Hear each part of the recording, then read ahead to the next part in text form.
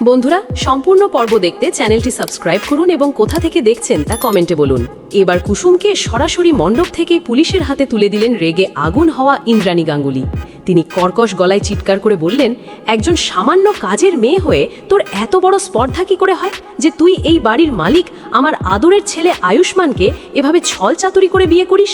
তোর মতো লোভী মেয়েকে গাঙ্গুলি পরিবারে নয়, জেলের অন্ধকুঠুরিতে রাখা উচিত। ইন্দ্রাণী দেবীর এই চরম সিদ্ধান্তে পুরো মণ্ডপে যেন এক ভয়াবহ বজ্রপাত হলো। আয়ুষ্মান কুসুমের সামনে ঢাল হয়ে দাঁড়ানোর চেষ্টা করলেও ইন্দ্রাণী গাঙ্গুলির জেদ আর সামাজিক সম্মানের অহংকারের কাছে সেই মুহূর্তে পুলিশ কুসুমকে টেনে হিঁচড়ে নিয়ে যেতে বাধ্য হলো। শঙ্কর নিজের মেয়ের এই পরিণতি দেখে মণ্ডপেই বুক ফাটিয়ে কাঁদতে লাগলেন, আর অন্যদিকে মীনাক্ষী কাকি নিজের কুটচালের এই চূড়ান্ত জয় দেখে আড়ালে দাঁড়িয়ে পিশাচের মতো হাসতে লাগলো। তবে এই ঝড়ের ঠিক আগের মুহূর্তটি ছিল একেবারেই অন্যরকম। অবশেষে সমস্ত নাটকীয়তা আর বাধা বিপত্তি পেরিয়ে সিঁদুর দানের মধ্য দিয়েই সম্পন্ন হলো আয়ুষ ও কুসুমের বিয়ে। হ্যাঁ বন্ধুরা, ভিডিওতে লাইক দিয়ে দেখতে থাকুন।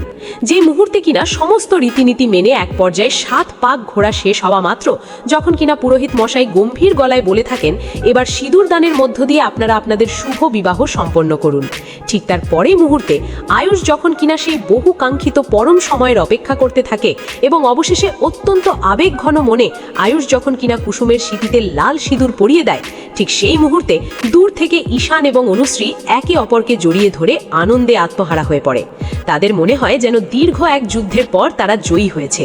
কিন্তু তাদের এই মাত্রাতিরিক্ত আনন্দ মণ্ডপে উপস্থিত মীনাক্ষী কাকির চোখ এড়ায়নি। মীনাক্ষী তখনই ইন্দ্রাণী গাঙ্গুলির কাছে গিয়ে বিষ ছড়াতে থাকে এবং বলতে থাকে, দেখেছো তো দিদি, এই জুটির বীর সম্পন্ন হওয়া মাত্রই এই কুসুম এবং আয়ুষের জুটি যদি এটা নাই হয়ে থাকে, তাহলে অনুশ্রী এবং ঈশান কেনই বা এরকম করে আনন্দ উল্লাসে মেতে উঠছে বলতো? ডাল মে তো কুছ তো কালা হ্যাঁ দিবি। মীনাক্ষীর এই অনবরত মুস্কানিতে ইন্দ্রাণী গাঙ্গুলি কিছুটা বিরক্ত হয়ে যখন বলতে থাকেন যে, চোট, আর তো মাত্র কয়েকটা সেকেন্ডের অপেক্ষা, তার পরবর্তীতে তোর এই সমস্ত ফালতু সন্দেহ আমি চিরকালের মতো দূর করে দেব। কিছুক্ষণ বাদেই যখন নিয়ম মেনে আমি এই কনের চেহারাটা নিজের চোখে দেখব, তখন তোর সমস্ত মিথ্যে সন্দেহ দেখবি তো এমনিতেই দূর হয়ে যাবে। মায়ের মুখে এমন আত্মবিশ্বাসী কথা শুনে মীনাক্ষী এক কুটিল হেসে বলতে থাকে যে, ঠিক আছে দিদি, সেই মহাকাঙ্ক্ষিত অপেক্ষায় আমি রইলাম। ঠিক সেই মুহূর্তে নিজের মেয়ের বিয়ে নির্বিঘ্নে সম্পন্ন হতে দেখে কুসুমের বাবা শঙ্কর পরম শান্তিতে এগিয়ে আসে। সে ইন্দ্রাণী গাঙ্গুলির কাছে গিয়ে হাত জোর করে অত্যন্ত বিনীতভাবে অনুরোধ করে বলতে থাকে যে, কর্তামা, ভগবানের কৃপায় সবকিছু একদম নির্বিঘ্নে শেষ হয়েছে। আমার মতন এক সামান্য মানুষের তরফ থেকে যদি আজকের এই আয়োজনে কোনো রকম কোনো ভুল ত্রুটি হয়ে থাকে, তাহলে আপনি সেটা নিজের ক্ষমা সুন্দর দৃষ্টিতে দেখবেন এবং আমাকে ক্ষমা করে দেবেন আশা করি। আর আমার এই মাতৃহীন মেয়েটাকে আজ থেকে একটু দেখে রাখবেন।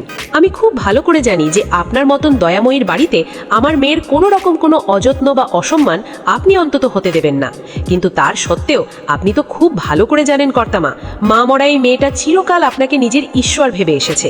আর আপনার মতন একজন মহিয়সী নারীর ছায়াতলে আমার মেয়ে থাকলে আমার দীর্ঘ বিশ্বাস যে আমার মেয়ে হুবহু আপনার মতনই এক আদর্শ মানুষ হয়ে উঠবে। শঙ্করের মুখে নিজের মেয়ের প্রতি এমন আবদার এবং অধিকার বোধের কথা শুনে পাশে দাঁড়িয়ে থাকা রাজশেখর গাঙ্গুলি চমকে ওঠেন। তিনি ভ্রু কুঁচকে বলতে লাগলেন, শঙ্কর, তুমি এই সমস্ত উল্টোপাল্টা কথা কি বলছো বলো তো?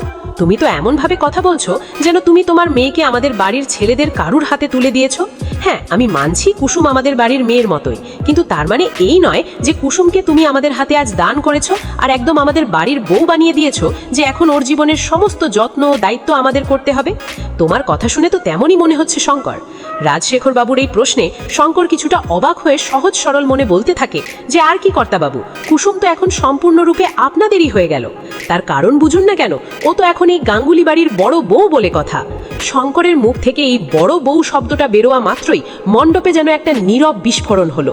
ইন্দ্রাণী গাঙ্গুলি নিজের আসন ছেড়ে এক ঝটকায় দাঁড়িয়ে পড়ে চিৎকার করে বলতে থাকেন, এই সমস্ত কি আবল তাবল কথা বলছো, কিছু তো আমার মাথায় ঢুকছে না শঙ্কর।